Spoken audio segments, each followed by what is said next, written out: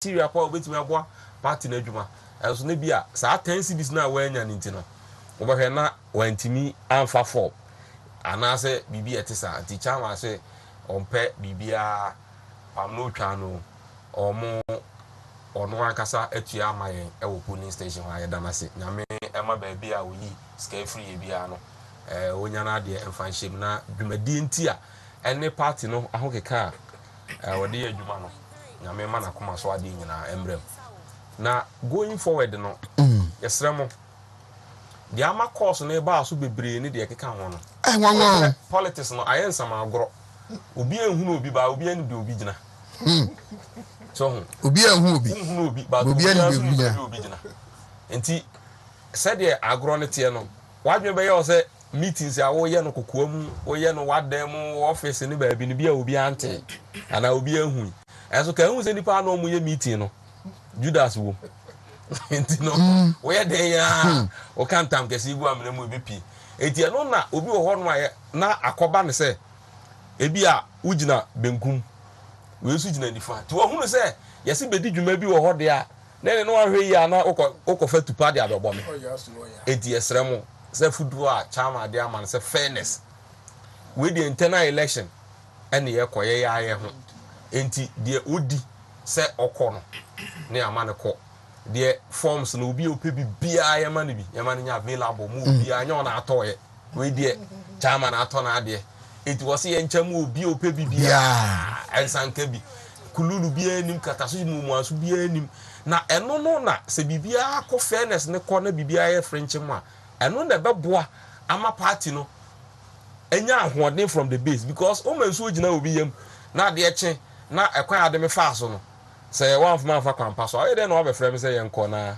yenko e campaign eti ho na wa hwe ya na de ya hwe ase no e hye ase because party no say a party timu a incumbent government be any will lose election no you will not lose the election but your people will not go out there to vote and adwuma yeso omo ye nso omo nkoye eno na be ma opposition no numbers no so bete the opposition abefa so eye ebra sa bre ni internal election we say na me dese chairman na mu ne si fam call ye kutu wonfo na wode sa anhyehyɛ na inauguration so minim say den ya omo a omo koye flich na ekono na bi oye inauguration ni bia no obekoso abo fairness ne so se fairness ye adwuma na se me mako contest me lose because minim say nipa no wa beat me fair and squarely enti say e ba na sa asem bia ni akire na minni any reason to know how boy any feeling na mo mani tua pa say ade ni efufuo na ade na me buru dia eno no anya hwe no o yire wo ba o adamfo oto aba anya hwe no otimi ka kire nipa 10 so mo nkoto aba ma MPP a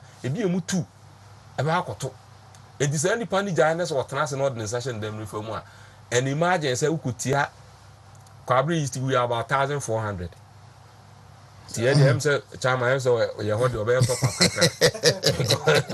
we Oliver ask for more ye da say bi mra bi ho de are obey top up kaka e for do na pm fa so mo mo me amu ye de me man e da me jama de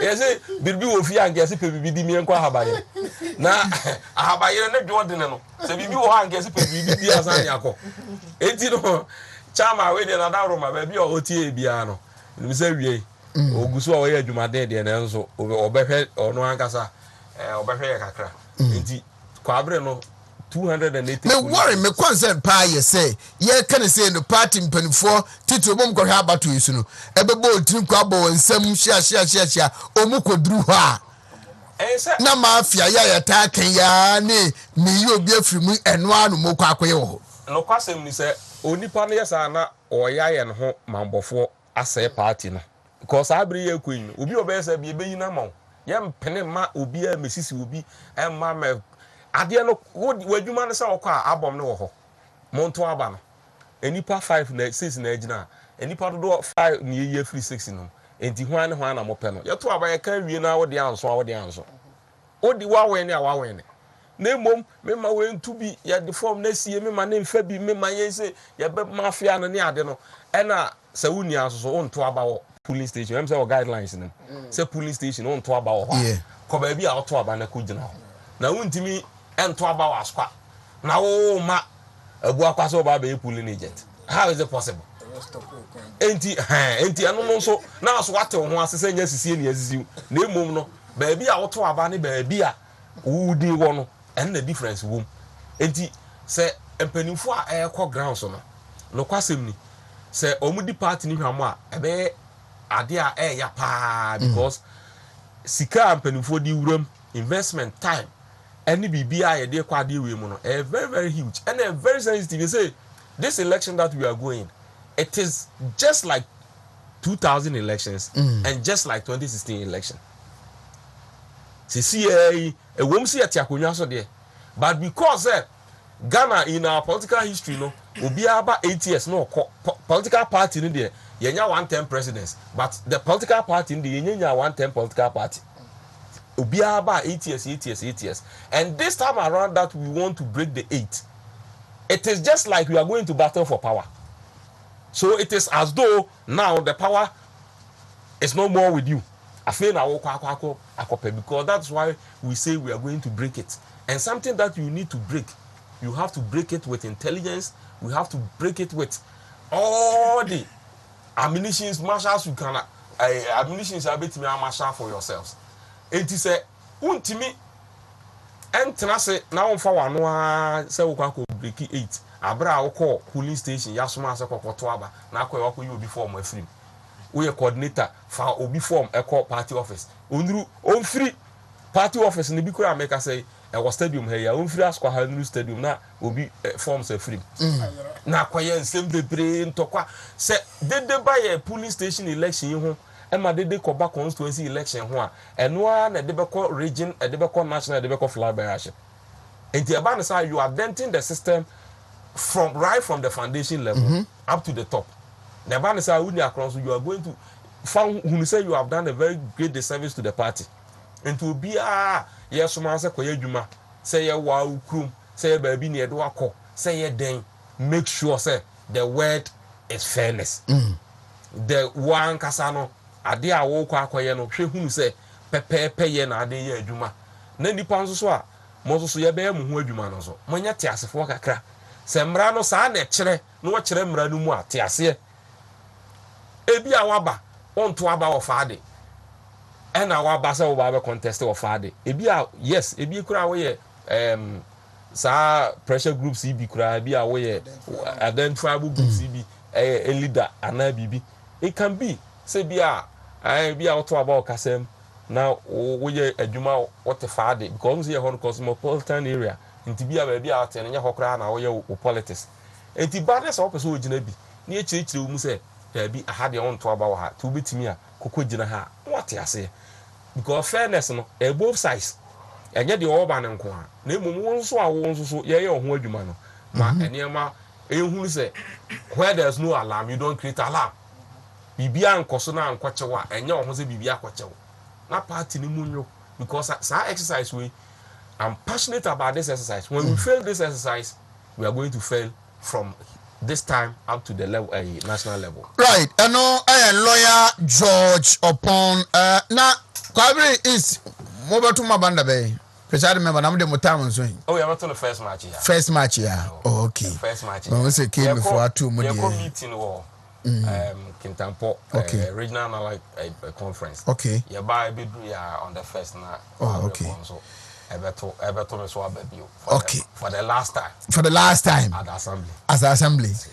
Matthias here. Ubumba Matthias here. My member Raphael or say uso mama manis am not be mami. Bra. Aneba. Napum. Adom. So here there. Na mena dom boko. Okay, your appointment ba. Sembri. Yeah, very fine. Paul says how you be busy, but Paul on the tires the sexy Poliando. Sexy. Atumangwa be enough. Aneba atumaboko. No hineba mamin din kana. I think that channel what you na musumbishia. Bishia Ebuaka Baptist Seminary. All right. Bishia chama. Aneba mamin bo eye wa onua awuku abaso. I'm welcome, Michael. Yeah. No way. Oh, bridge now. Me who know. Oh, senior. Hey. Oh, me no more. Me who know. Me no more. Oh, ɔhene ba bridge Elizabeth kwan no. Yeah. Alson kwan no. Ya ka ho asɛm ka. Sɛ deɛ ɔhene ba ɛbɛtena ha. Sɛ nkoya. Yes. Yɛka no.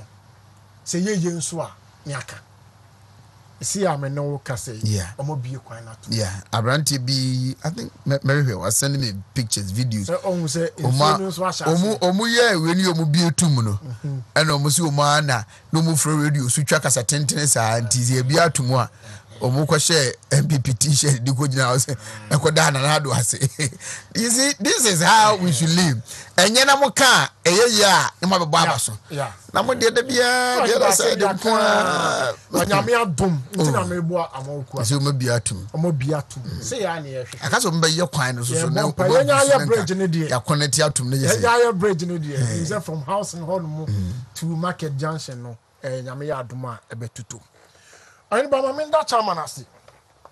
Oyini ba nya easy. Me nya sure say obi ko contest bia either polling station or constituency so chairman contest ahoko. But chairman advocating for fairness. Or no original chairman. We jiska kuduo kasiye say for more party no ho bra no. Or no advocating for fairness. Into what was you on the monday. You cannot fail. 101.3. Now last time you better na hane e ka say. Se party no ebe kos wat na ban mu a. Ohimba process a year starting and a better. Because se one way na process a year starting 90 fee and koya it brings apathy in the system. When obi feel say yes sisina one way obetwe no.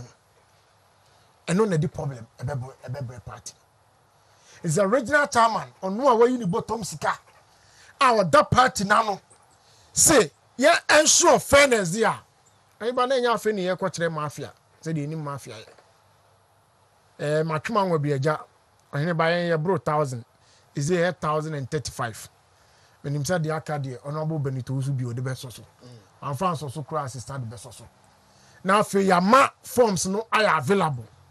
Last week you better na ha say na century ekan wa say se forms no se wo anya bi ewo o constituency a barrage ohene ba wa so de to so kura se wo anya bi a o ba ha se a ohene ba bebo na man nsa kems nti ye hwe se forms no nya fe na obi be fa forms ni se ade bi a e sacrosanct bi a ya di ko sie fe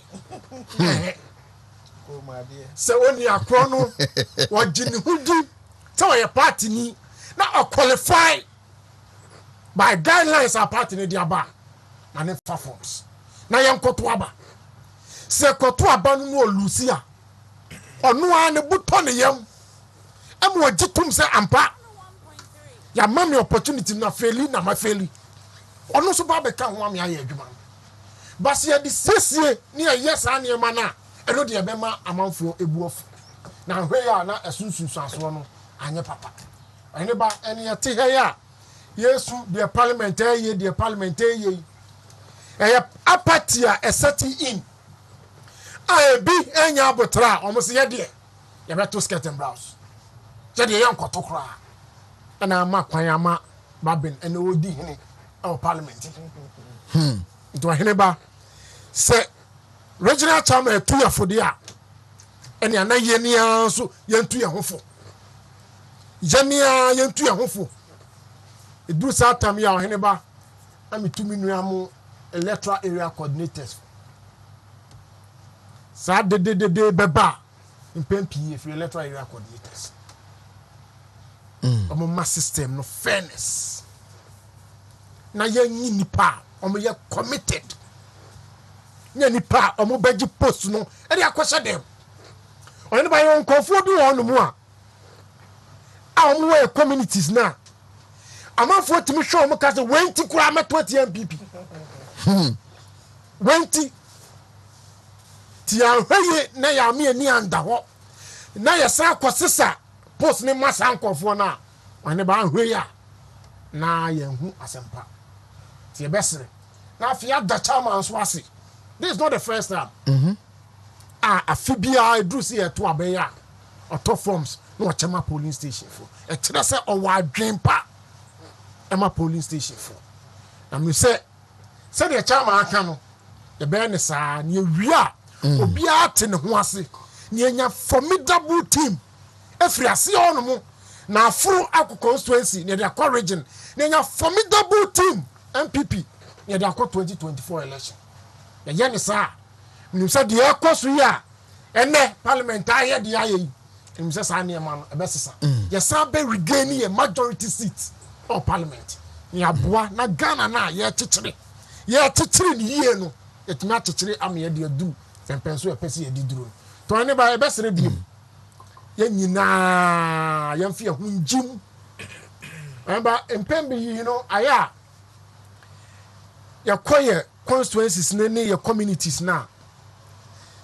Yeni a ye wo form na ye no mu wase yo no ebu on mu ani ye hwe ye ho se ye buru the system no so say ya mfi ye ho ansam ye emfa ho any educational level and our qualification na okura ohene ba se form na anye ya e be affect so no nti yeni a ye wo ye communities no ye se mfi ye ho nsam ye me anya MPP fo a ye de ete atire ni ye hwabi na ye allow nkofo bi mo take decisions so mai ye so yefie hu nhyem ni emboa me take decision a ebeboa constituency no decision a ebeboa region no na sa aboa national se ye teda ye be man nkofo bi kwan ama ma take decision once you believe in democracy now you believe in majoritarian rule ne de utra anya ya sa nkofo no kwa take decision no mu take we a the effect will come on everybody.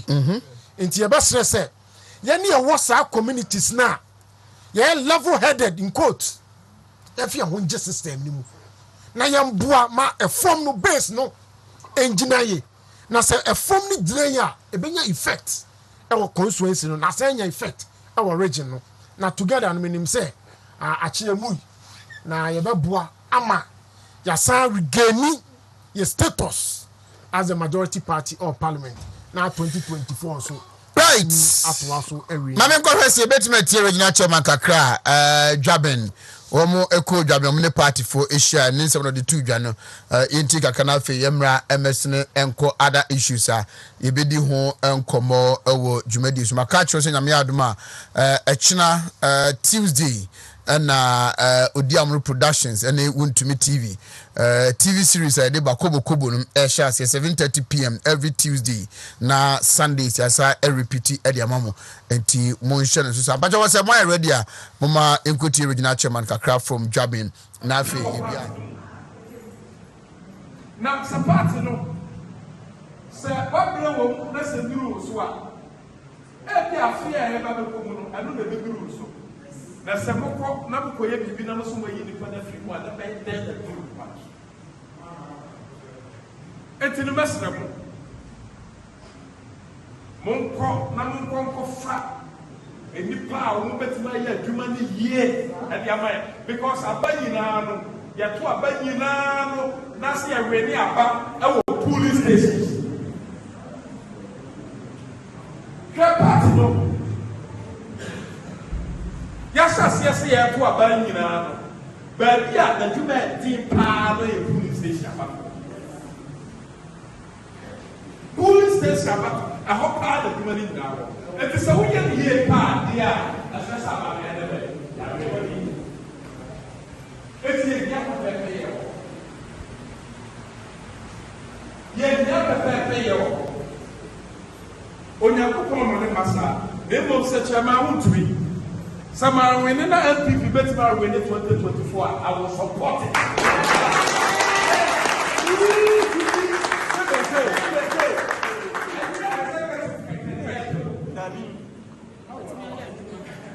I party there, the appeal who said, and for you a while, but to me, I get to my father, but I'm very on it. It's in a mass, the what about who was again in a post. It's in that such amount to be a barcia. Sunday, that we are free 2014 about And the chairman to be met for police station.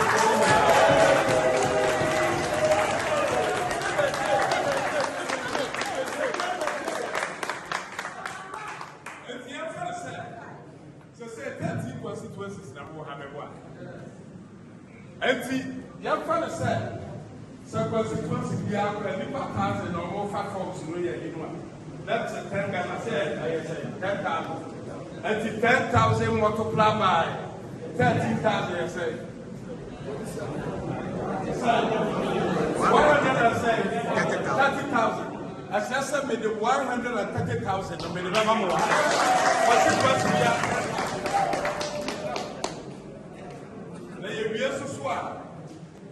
You Mama constituency be as 2,000 Ghana city.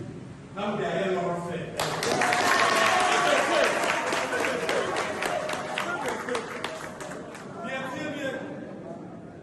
I feel we are that's the thing that we are a top from Sunoa. I can't tell what that's so when did you have to have a let's the police station now. I'm going to put letters. I'm going to now change them with Yakuko. So Yakuko, we have fun. We'll be able to 2024 and lessons every year. Nobody. And you know, you can't have 24. And you know, so what and say that I am quiet, because the battle, I need people to help people. I need people to help people. Here we are. One more who said, Chama to me, what did you do? The plan and what reply.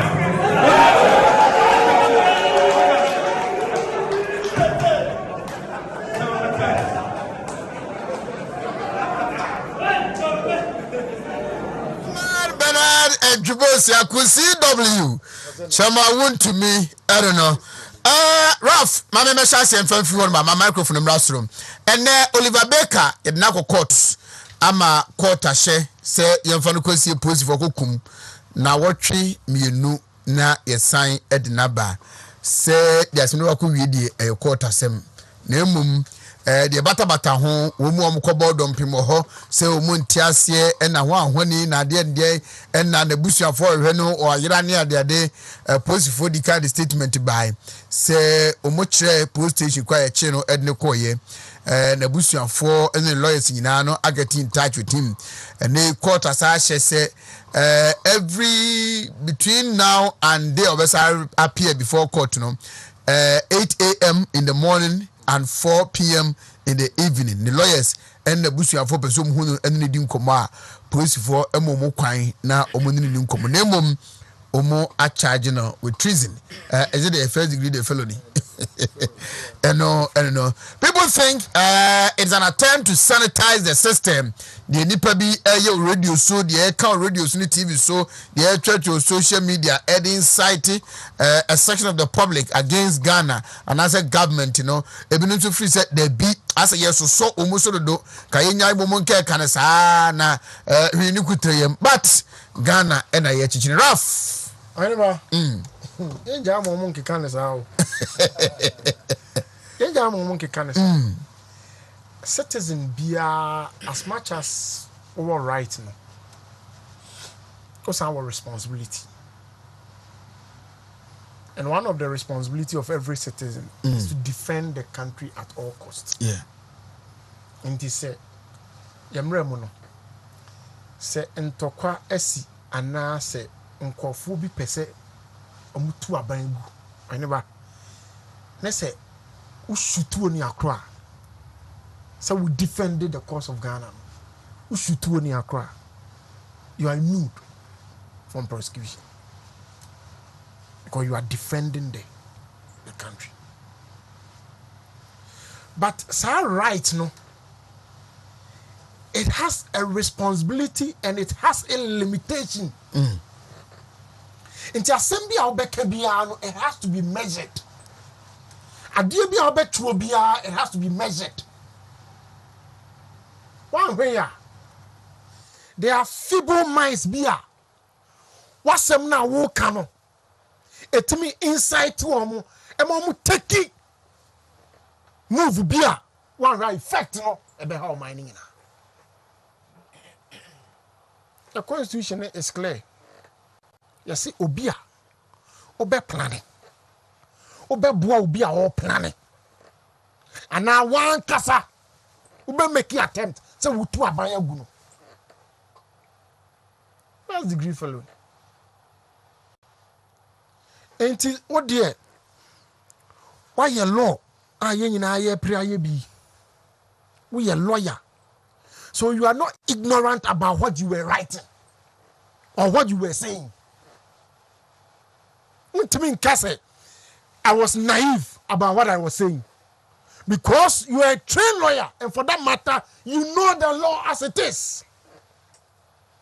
It is a if deliberately you go against the laws of the land, then the laws of the land that gives you the opportunity for you to write. Some rana, some mau kwai mau kasano, some rana what's it do? Nobody is against is above the laws of Ghana. So we are activists. It has not immune you from Emra. We are politicians now.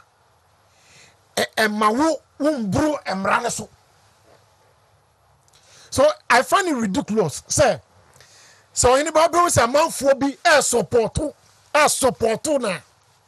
Now NDC paying for be lawyers. Kukuda. And they support to Sansem Huna. In me abe my ID. Anybody, Coup. When anabi, I mean find the currency. Now fuel station. And I saw them. I say, wow, almost say shortage. Don't want create artificial shortage. And I saw just see buy. No be who says IDB. I never in front of the staff. Omu trying kings. Emo sui mama. Also close the fuel station. And we have read about it. In Ghana, Coup happen na. And Nema Omo accuses civilian government of doing. Before they exit power, they would have done more than so they Omo accuses civilian government of doing. So in the history of Ghana, there's nowhere, there's no need for anybody to mention Coup. Why? Constitution na maya kwanya any emra say ababi e koso na say odwe say onya niema ya the courts are there. You have your freedom, but that freedom has limitations. Wontumi a ohene ba 4 years 2024 e kwa koto aba baso be bo wa dwene mu po na ode ntro bi kasa bi a etwe amanfo adwen incite amanfo. And yet the laws of Ghana will deal with you. Oheneba mebo Ghana police abaso for the proactiveness. And I'm backing on this one. And they may share any money so Oheneba. It shouldn't end today. There are others, especially Oheneba, media practitioners are. Omo here politicians are. Omo for media tariase. Omo disem who Ghana. Omo TV so. Omo TV radio so. Omo your politicians. Omo say media tare. I omo inciting the public. Omo inciting the youth. Omo pushing the youth. Omo ankasa atente rotaro amoto. Aneba. E de nyame ase sa asase. But we sa prosecution we Aneba yen di akire e ma ne bra conclusion. Said the baya obi a owo sa tirim pono. Obi o se mra wo man ni. Se beye da bia sa na politician do mo agim na jiegu sa it gives opportunity for others e ma omo so yes a niema ya ye nua be man eyi na me sure se mra no ni di ekosi awie ya afi obi atu sa na mo ni bia obedwen mu ayeba me wo party fo a omo so cool so a na eno wa what the democratic governance abedi oman you the same democratic governance and you free one mo oh hey ni mo say the democratic governance and obeba no be etechire so cool so a no ene ba udi na chi eno be nya wan mo na yensa NDC for ene di sa be ma echi a omo mano sa akonya no emo eyesa ne ma ohene ba Ghana for die se oman no te se den Ghana for say who die never again in the history of Ghana because and okra ne say yani students of politics I study coup in Ghana ohene ba coup aba nyina atwe oman no akwa akire coup aba nyina atwe oman no akwa akire na omo bad yo omo kanu enua na omo saye et what again ena wo betina social media na wo incite mebunu aturo omo se na ohine ba who dare you se wo timi kase se soldier fo anye ku a wan kasa obeye denti se ye jeje etuo e dia build your mana wo ye adwuma ma party o person obedi sa o man so no ohene ba enye hwe yenim se alio no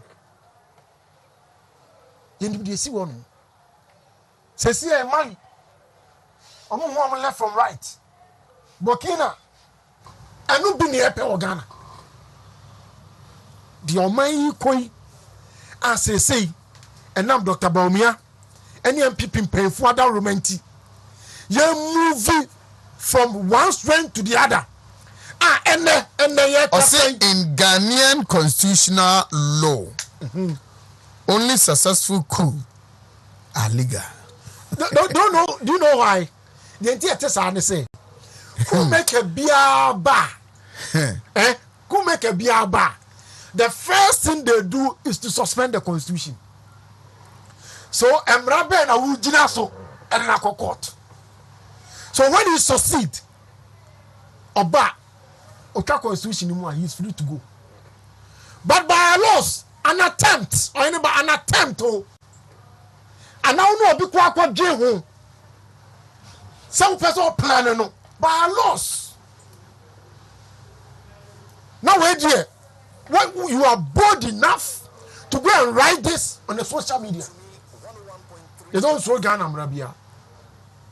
Enne oheneba yebe yo yodium omde ni pie free courtroom hon mo so hu nipa na negu ono ono kwa na yede ne kwose card in our quest as mebunu activism in our quest say person ye jidin ye person ye kasa tie ampenfu ono oheneba we should be careful because there are laws in Ghana. And the laws are working. And this time around, the laws will work. And I thank the police so much for this Ajumo Omaye.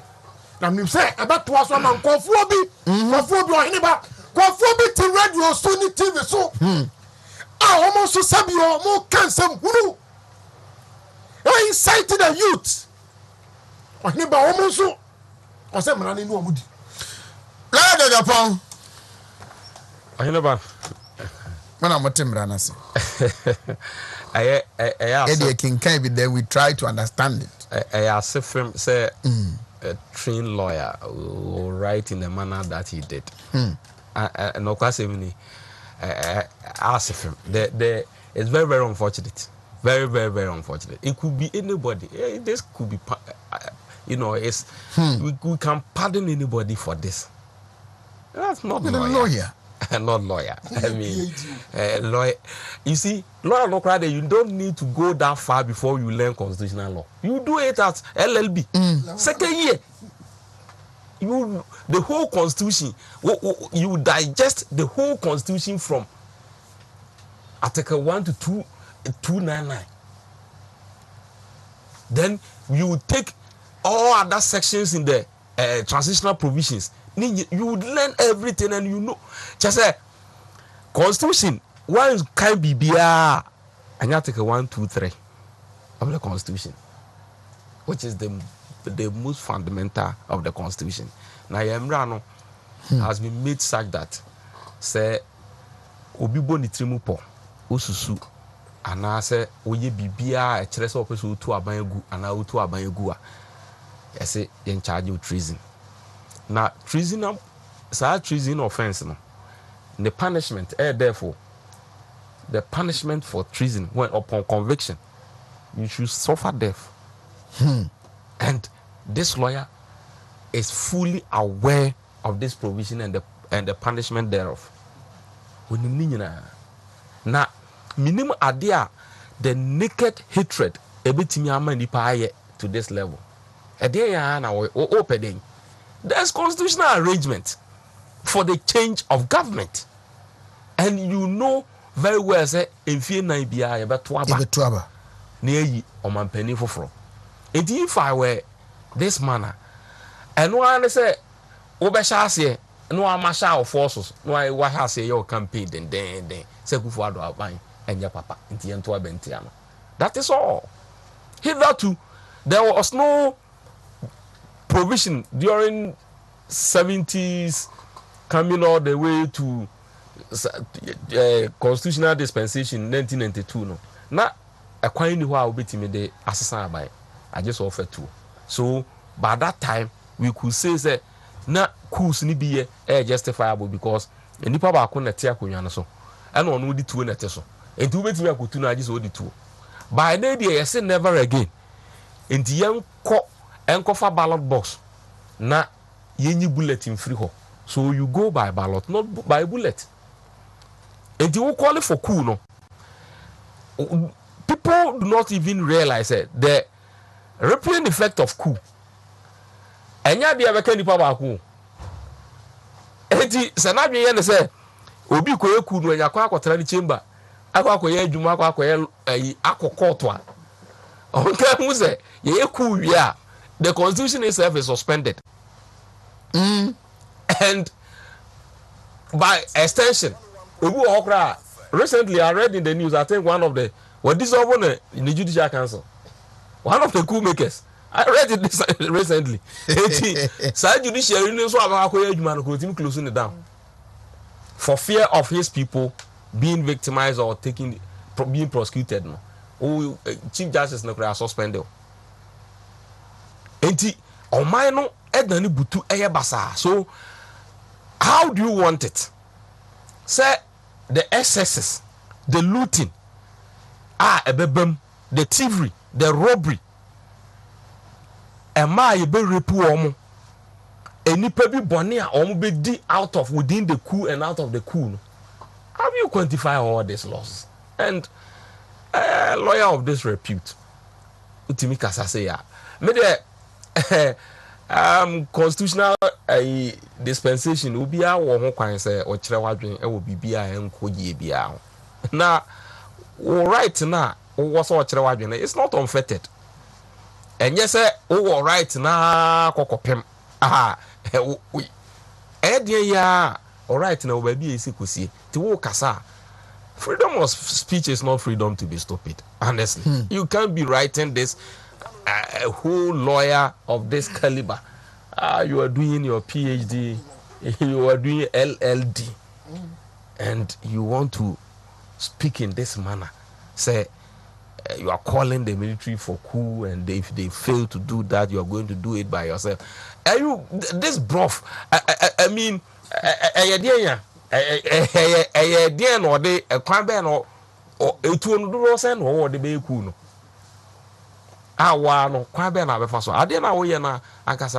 You have no capacity whatsoever to do what you're doing. You are saying you are going to do, but you can't accept na ama hokeke. Na say aban ne mranso ni wudia. But you know, this is not persecution, this is prosecution. enti asem na wo kan no wan kasa wonim pefe say anya hwe krai wa presidents in this country empanifo bi akabi ama ya charge them similar offenses obi nsem a ebi kura there was lesser ebi kura they just construe to just get the person in and all that, but this naked language calling for coup and the military should calling for coup cowards. You call military cowards that it is the year of coup. West African sub-region, the Ghana army are cowards. Guinea Mali. Ghana, Guinea, Mali, Ghana. Wow. You are calling, say, yenye coup or Ghana. Na osori anopa no abiara atna okamu na okwa adwuma Obi say things will be normal in that manner. Between 81 and 92 there was no parliament. This only parliament. Now parliament no dey be. Yes. One year the kangaroo and the person will not be accountable to anybody. Military government be no accountable to anybody. Obia, and you see say World War I and II and the Cold War and all that, semu bia etu antimi ampata near the dialogue there, then you should know say the constitutional. So these are some of the post nibi. Yeah, constitutional dispensation. If this e-levy passes after this kick bullshit, I'll do the coup myself. Useless army. Wow. Long live the Ghana-Guinea Mali Union. I will vote for any party that proposes a credible plan to restore the project to unify Africa. I welcome the news of an ongoing coup in Guinea-Bissau. I want to remind all that in Ghanaian constitutional law, only successful coup are legal. I welcome the news of an ongoing coup by the junior ranks just next door in Burkina Faso. I wish the young coup makers all the best in their struggle. Look at this. You see, and it is true that only successful coups are legal. Yeah. So it means that the thing that you are going to embark on right from the word go, it is illegal. Unless you are successful and use the intimidation to, pacify yourself. You call an army useless army, and you know the implications of this. I believe that the prosecutors, are taking the higher bit of the, because hate speech. Those languages that causes fear and alarm and those BR is catered for by our criminal code. It is not for nothing. And criminal code, the criminal code of Ghana 1960 section 211 they were all repealed and saved the 208. So the Criminal and Other Offences Act 208 1960. The 208 is not repealed because of some of these languages. Yeah.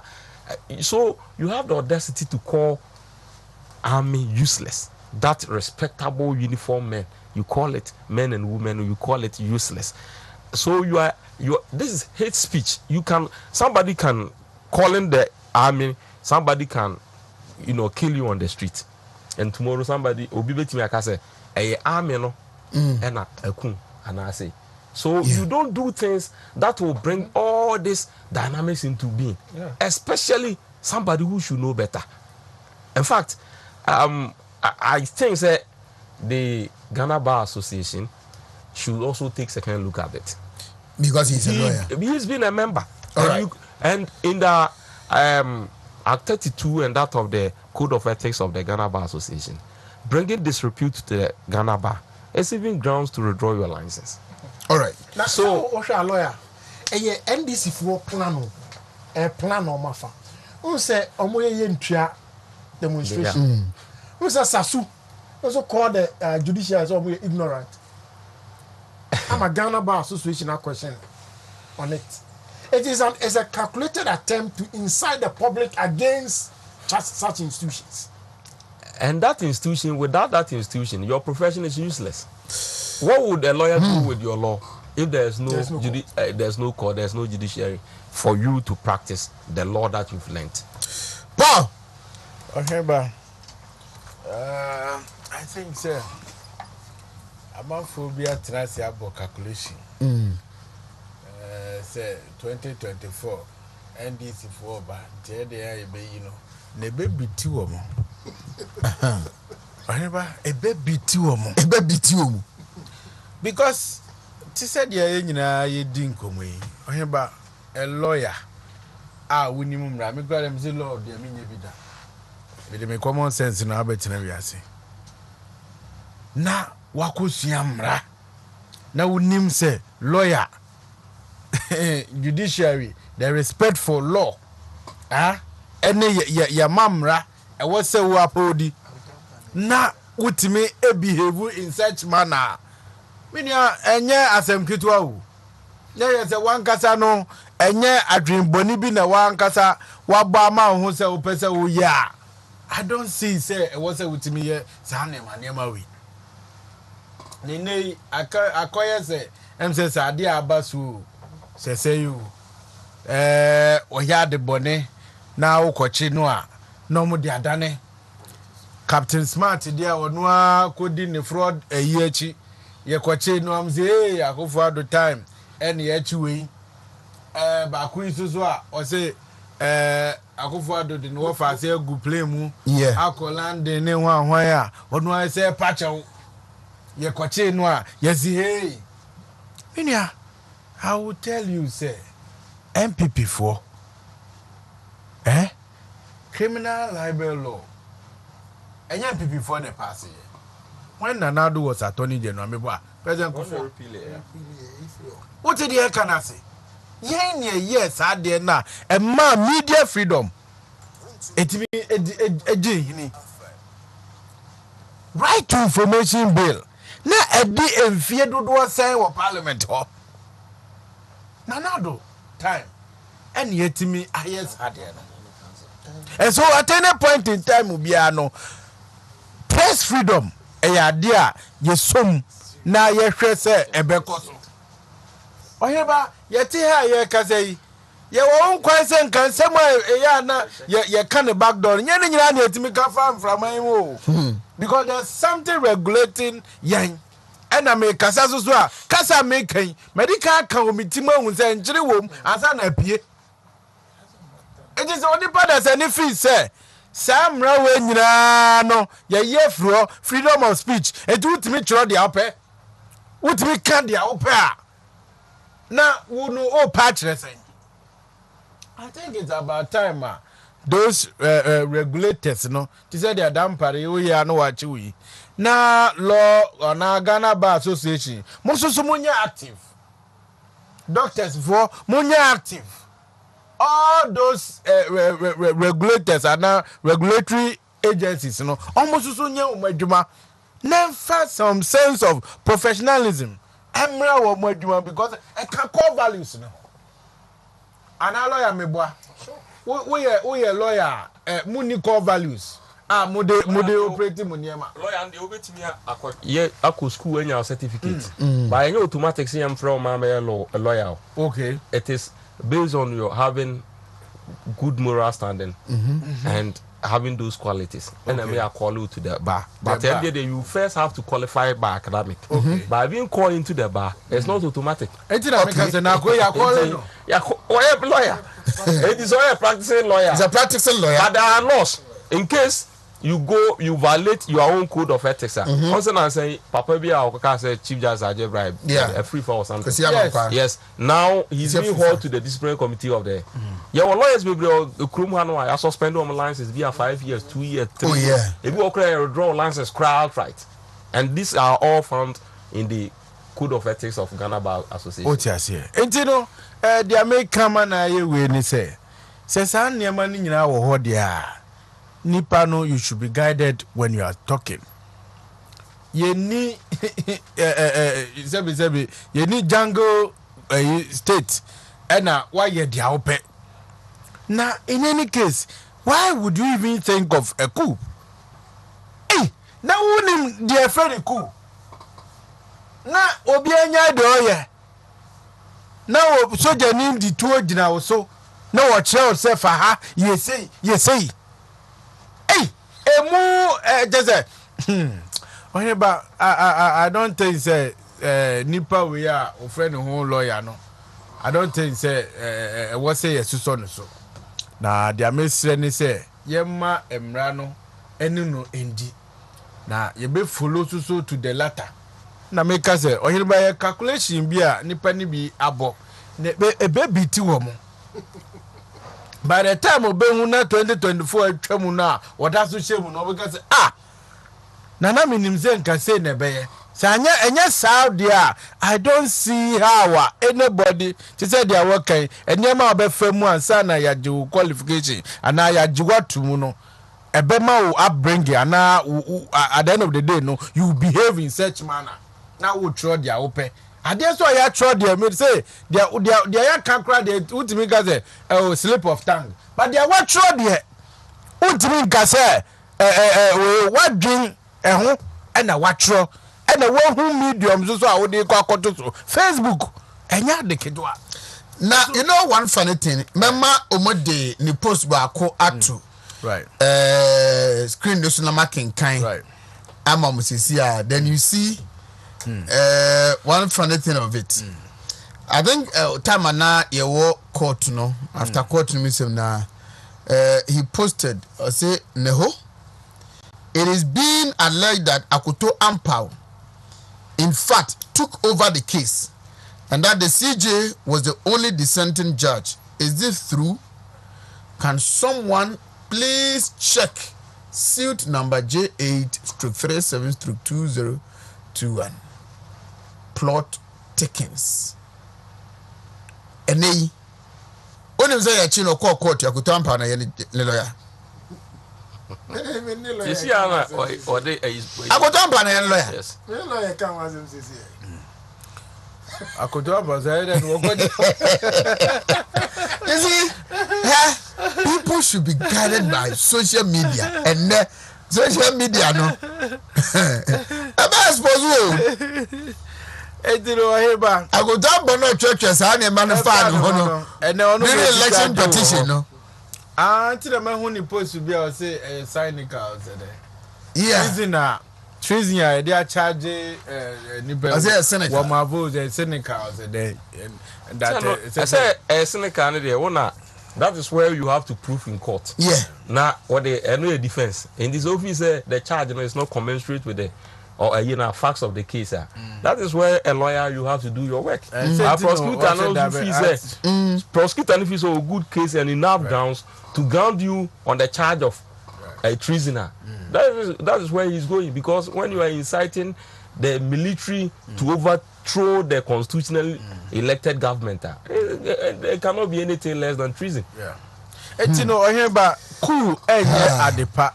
I was say ye ma anybody ebe so enya de ebe bua ye Ghana ya je democracy atum ya de bia ye bia no aye hweso de ama aman ahodo so na nya recently na rank Ghana is it first the most peaceful country in Africa na anya sa yes you know identity awards are good records no now anybody will want to do that na wo hwe de ekos we kura na enti Coup be mu a ene be ye de be ma covid na ko ana ebeye de na anybody coming e no obey ni new wo call for say military ni useless. What should they do?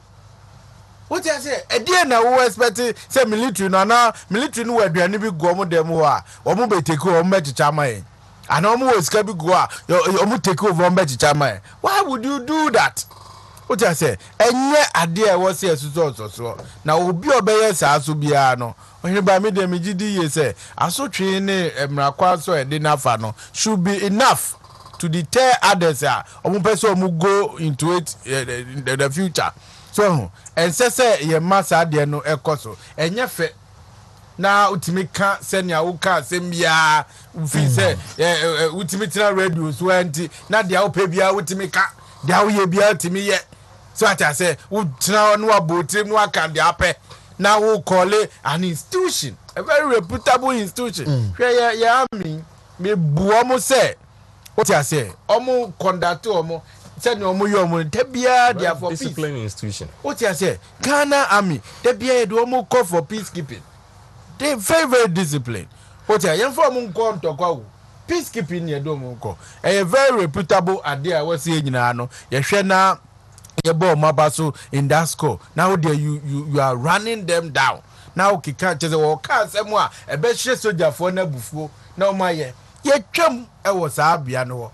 Time one I wasn't go muye kuno. Yanya because no more caught peacekeeping in the bar. Or more areas near there. No Mahaman Pia.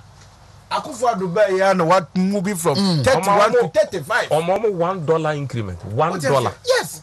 What did Akufo call 35? What I say? Don't Mahama didn't do that. On my rest, so the near peacekeeping yaba.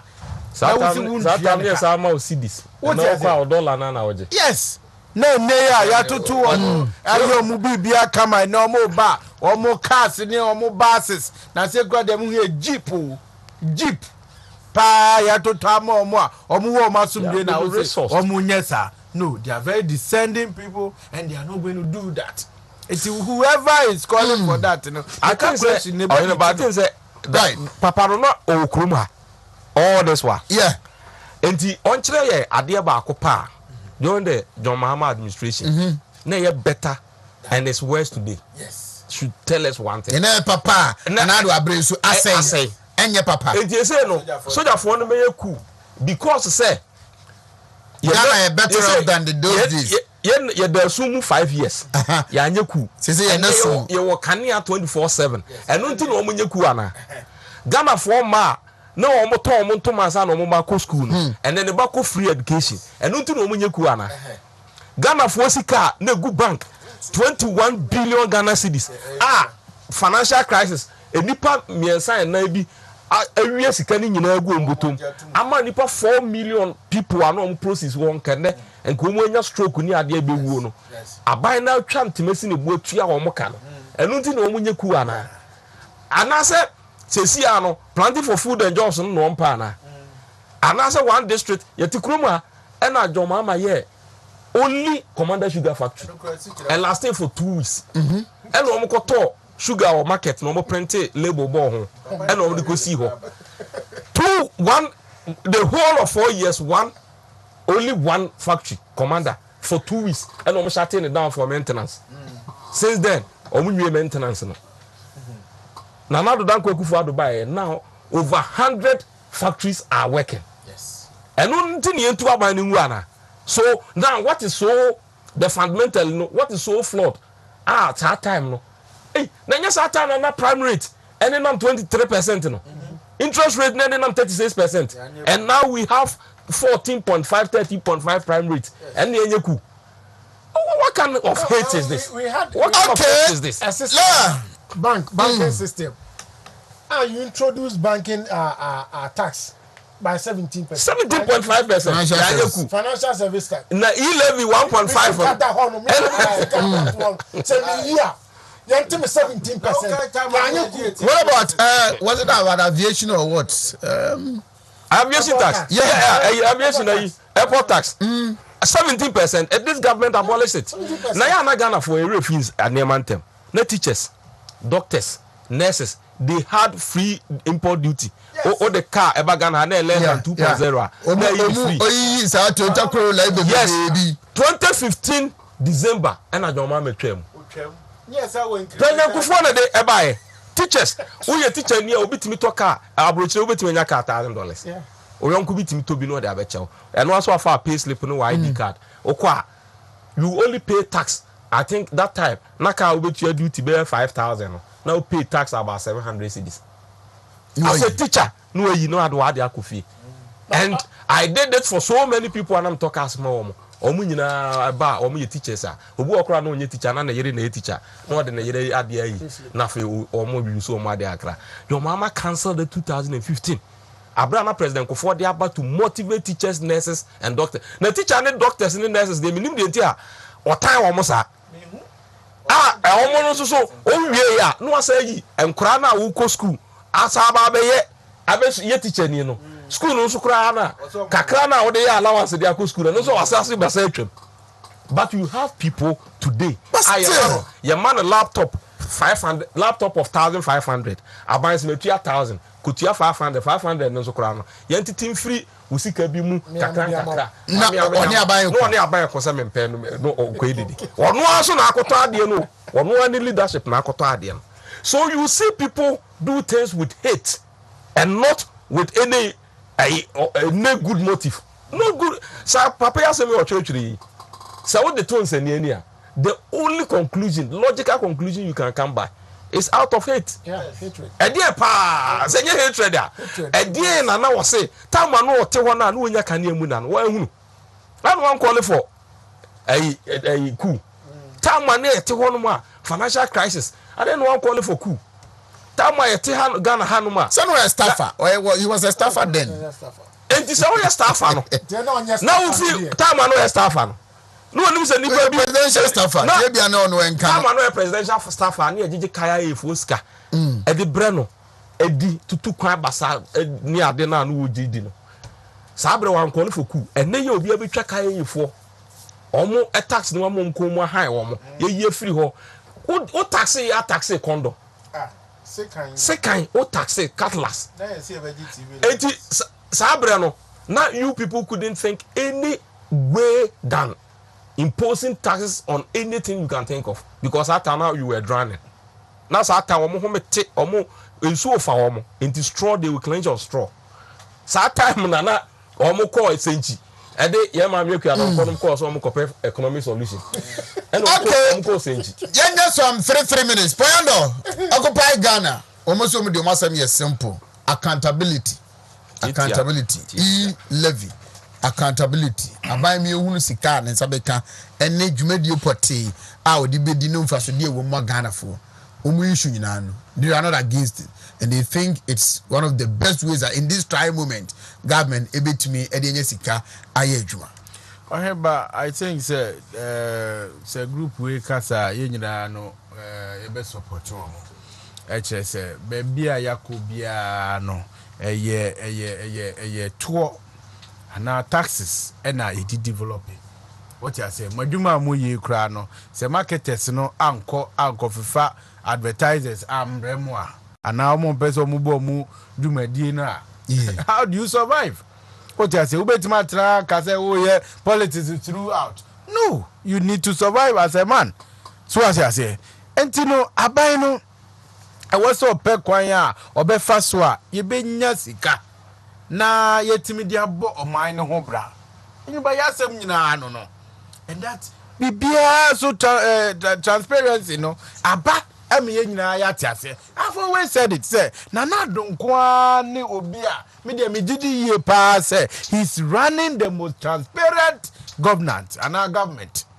Actually say the speaker of parliament NDC ni mu a parliamentary select committee NDC general secretary etis ubi. So what you say edie ben service board edie ben na wudi betimi dia sie ewo oman yi mu. You cannot hide anything. Bibia mu ya try say be kire NDC fo yi mu minim say ye buapayo say ye die ben yo me dwen wa menti ase na lawyer e ka no time na mo de condom tax e ba no edi ani den na mo be kire se mo di be ye se si anu mo kire sa taxes no de mo de ye time na mo de asikan tax e ba no edi e be na mo de ye we de ya kire Ghana fo mu se ye sika ye nya no e wo se yetimi ebie mu na mpuntuduma se se obeye na ya kwan ye manye aduma nye NSA abai ne beda no waye achi se odidi se sika kakran na wetimi ede se wo ka se wo fa nkofo kra wo security service mu a at the end of the day are you not going to pay them? O ka se wo ya kwan na so akwan papa o me ko dwabenyene na asphalt no esisuwa kodu esusu ni enim dwabe kwan se nya na esitie ene uba tonso a caterpillars mi kwaso baby bebre ekoso akwan papa so na ekoso ni nyina asusu no sika so edie benti ena we decide say o pa de pa na nsusu no o mpese wo betua ho sika. I don't get it. What you say? Ye ba yesu so as MPP for no. Ye what track record say. Sika bia ye didi ye bia no. Oye ba ye de boga na ho bra. Bibia ye de boga na ho bra. We have not told anybody say yari sika yari enamna manaka dompe. Abra ni entia health insurance. Abra ni entia contract sika. Abra na energy sector na ye dasumu. We've not said that. There were constant flow of electricity and a constant supply of electricity. Obia timi ko ni nyuma so enya kakra ebefie. What you say? Ja opese oye bia no utimi ye. Akwan papa ubetima drive afa so bi. Ayeba e-levy there. That is how we should go because no bibia esisa. Mia meka amasem ukọ ene China mo ne ye friend say kumase mo wa first no nanka auto ade wi calculator gwangwan ene udu ya ade na ekura no ode chi ade na kwe ewia sina sesa enti se wuti wona wo se won sesa wo bi na ade analog no na obesa obekọ so atenam a yebe twa fa so akọ. You have to move with time. And that is how a smart government, I was no one say, this is the new way you be first one. You bet me any zika abua or minor. Now in any case, and this is for more pay abai moaba. And answer. It is a movie say way, and ya dear bebwa Ghana for Nagana for bubefua. Me and omuntu MPP for Namumre. Namunimu say, Sikane ba, you bet me dear year impuntu duma, no maka. I will always say NDC for the word patriotism. Me maintain say e be afro mu anwaba. Na homo ne yeso so no ensure say they are patriotic people. What you say of mine no ho do anyone mu anything na beboama development aba no they are not for. So mo say e-levy ohia ni ntina mu so ohia ni mu so chen okunani ani kuna wuo na mu so mu time no ade be na mo yema ohia ni no. What you say? And Nanado Danko Akufo-Addo. Wono na abuama o say awofo a wo mu ni bie me buama mo matima ko school fi mu si dabi. Ya ebetima tue ya ka jo say ye timi tue ba school fees. Eno de ohia ni asemu ni ho. Eno ohia ni asemu ni ho. So who omu argument a omu make here, omu person omu be support here na. It doesn't make sense. It doesn't make sense. And so occupy Ghana for I think say e-levy cheche muno ya town meetings ya dear bay ni nyina the figures are they say the crime wa ha o connect is wa the ni be nyina munim MPP for so by we have been truthful. It's all the be ni sika ya be ya cheche mu a on yearly basis no we are looking for 6.9 and now say 7. Yan fan say ni nyina kura mra from to 5 billion. 5 billion no out of it no way na yede beye. Mo also already no unim niam yede dada. That's the way to go. Dan say ye be jai sa de we ni akọ IMF na fe ntimi fan kwala adwumam na kwala ntimi nko school na usori aye say na emma oman ntimi nko so de. I think say ye nyina etimi boa emma chechemu ntimi nko so a me de ohimba meka say Ghana phone ka so mo metua wo omuntua e-levy bia o NDC for no omuntena konwa so wo parliament wo no babia ye kase ye kofa bape na ye mi yare no wadwane ko no eno ana ma titete mu ko aba betena se eke nyina ya passe ade no ekodada no mtase kura ye hwe ma passe occupy Ghana on e-levy adofo da die neighbor mami e ba to microphone man we sheme o show hai mire na ara wo ire no wo kam me na ire no aka gidigidi phone ema masre na ire ba me ni timi ka me ka atro we she Mrs Jennifer Seus Jennifer Etan Bossman oyire mire ba ko pe we she no happy Valentine you go friend ko fon ko pacho wa na ene you menso eye Ebuakwa Roman youth no be Valentine program bi wo obekobi I must say that we say when me nyina na eko enti ye beko Ebuakwa Roman na Valentine's Day program no ene yakoti ebi ayere ba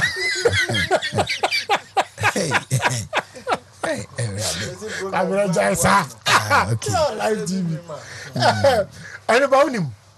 Eno kra ne say eye atoa NDC for edi emre bi atwam no mu gusu di ena ama Ghana for eye lose confidence ewo administration nti abre bia no question amanfo aye omo kan say scan the betua by a person who how it will be managed okay if quoting atoa wo di ye MNDC the winning power. Now, no, omo say Ghana for any to the extent say Toronto and winning power be and nothing now. One more the nam sa equanis. Whenever Yama Ghana for one to say, please for invite wa in your court. It is a who casem. Now you who this say asem na wo kan no kra please for invite wa go na sanya no kra dia ene wo bedwane e bi na esisi ani ba yi levi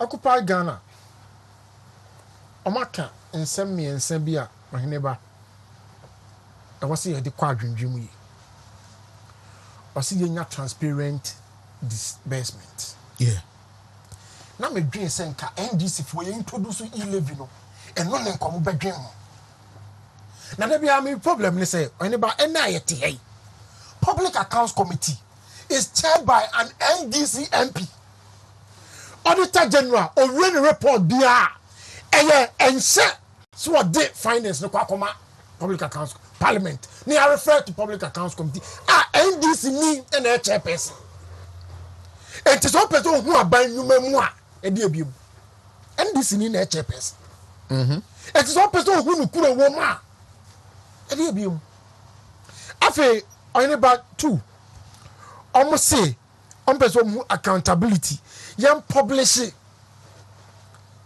scare beba anyhow ya disburse here oneba is very, very important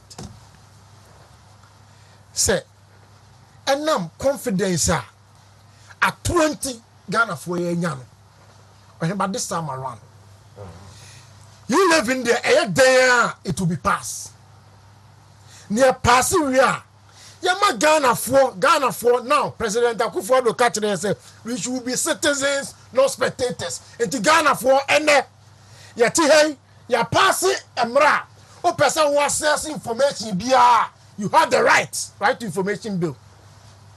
Na Ghana for ya yemfi enindiete na yan hwese you live no e ba be boayen ana se NDC fu omo person o man betum pon no omo na na esusu ejagum na fa ohene ba enkofuo bi so a ohene ba omo fa kwete kwan edi Ghana sika edi Ghana hwamo special prosecutor ene o se 45 enche bia mu trade kianeke aneba enkofuo bi edi Ghana sika dem the pa former PP boss no dey dem the pa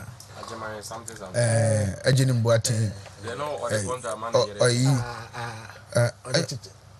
they no go to edition 13 ono a PP procurement authority ono eto aneba yes special prosecutor enkofuo bi a omo ni da ho no ma Ghana ko no special prosecutor and shas in dealing with omo na Ghana for nya confidence ya jijiska no obi di hu a ohene ba obetuaka eno be ma Ghana for nya confidence na yina ya boa ajijiska no am ye de abelde omo ara wo de pon brai na yenko kodi ahome me da so ohene ba enkomo wi ye kasi ye di anka ese nkefura nopa na ye nyina anim di abesense awie mu a ama Ghana sese enye Ghana nkuwiase nyina obi asika semato ape kakra no ene se covid e ba yi na covid na chi no na ye se post covid o ma bia si gyina na ye hyehye na hwe kwan abefa so abefura ho kire no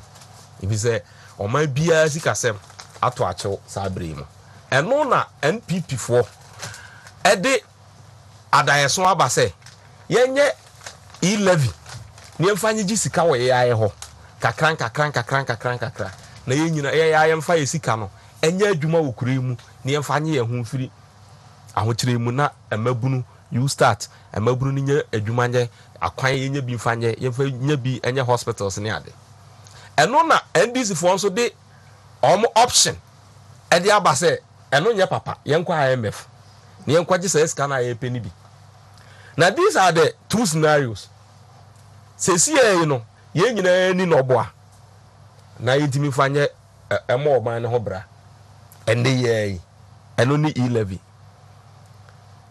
ɛno na NDC foɔ nso ɛsi yɛnkɔ IMF ne yɛnkɔ gye bosia ne yɛntua ne daakye because sɛ sika na yɛpɛ no Ghana foɔ na betua in any case IMF loan are going to be paid by Ghanaian taxpayer enti sika no yɛyɛ na yɛbɛsɛ atua enti yɛnkɔ bɔ bosia ne yɛntua ne daakye ana yɛnyegye kakra nei ne yɛmfa ntua a daakye bosia bɔ bi ani na ohwɛ scenario ni mienu a IMF for deɛ no ɔmbɛma almost $1 billion abro so kra which is about $350 million per annum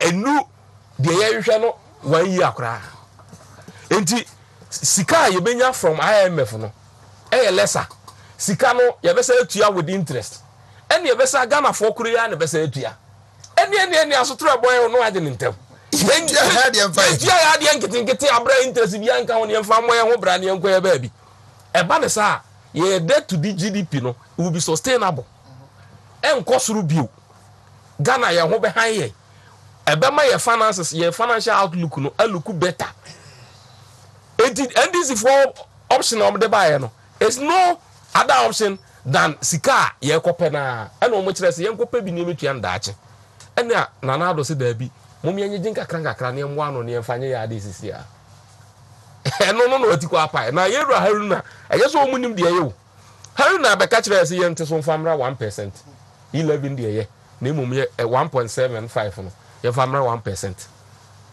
okofia na dis for so ne kon se ye position ne se no oba ya ho se ha me kura na mka se ye famra 1% de me mpene so bio me sa me boa look at how can you be so inconsistent e de na uhunu ya anadwo na open so ade kyen na afede de afiri ho na e-levy omo oposu nyina no eye ataya meme so meyi ni bi eno agro no mbeso ne edi no atai na nim say IMF na de end this opposition it woman say the quickest way to go to opposition is IMF and you push omo no ko IMF ni emo conditionality untimi mfa enkrofo wadwumam graduates be wa bebo dompem na omo ate unemployed graduates association untimi en toto ne ma said wa ope expansions untimi nye salaries untimi increase no untimi mfa ni power security services said ye na nu ya o ma fa 11,800 no untimi nye bi saa ne ma we nyina untimi nye no saa austere measures no en o mo pese aban ne nko IMF obi ne de saa conditionalities ne to ho a na Ghana fo ho akere o mo denden ne akasa wunuma mamu ni apamo amoko because IMF took NDC to opposition.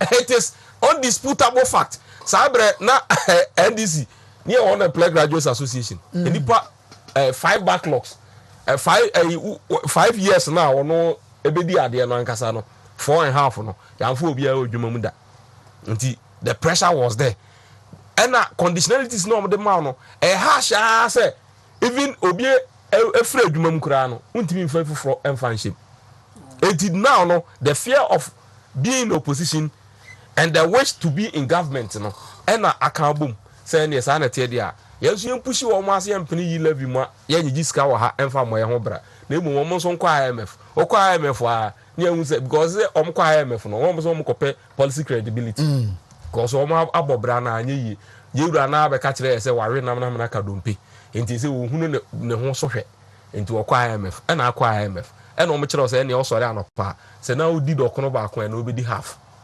say na wo we aburu betima na obebu esini ena wo mototo wo ne mama wa to no ehun say ne hu twa na nkasa ti za time no ye ho hwe enye yi because IMF desk officer no so ba betina kurum ha no ahwe kwan ya mo fa so a mo spend this scam enti IMF no nye enye sika de enyo enye betew saa yese bosia bi on frɛ no wo bɛka no enu bi ene IMF no the typical translation in IMF because so ohun nkyere wo pa wo kopɛ de wo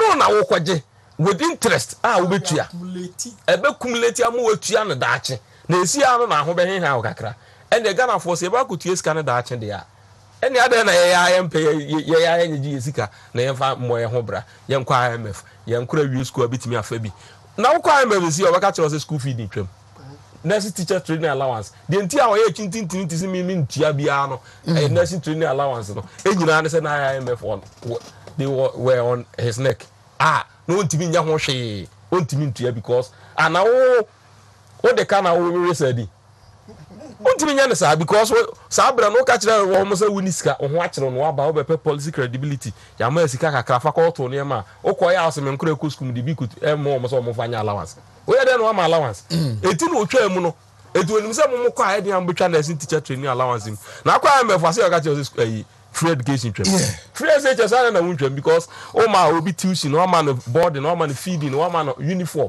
bibia how the man no ka kire say o ho akire o nkire to ba ka kire o say twam untimi mbo watch abre kom de enti say de tie no omo the fear of NDC being in opposition is guarding them in this year omo aye den say okay 11 ni there it has come to stay Ghana for yentimi ma Ghana aban yentimi nye platform many people ni dwa wo so trillions of cedis na hu sika nyina ya repatriate the co amanfo krom na aban no kakra ono bejeje no wasade aye nsuo ne ma ye security aboye ho brama omo no so omo giska na kono ye di aboye nya ho ye nya ne sama ne ye enti ye nyi kakra ne amoye ho bra yare sia ne asore so matise true van aye de why de chema Wontumi CW what is from no Kuma because why da e chore pa ye baba nearby abedin come ye sorry am a news no aba lawyer George Opon presiding member Kwabre East Municipal Assembly Ralph Osewusu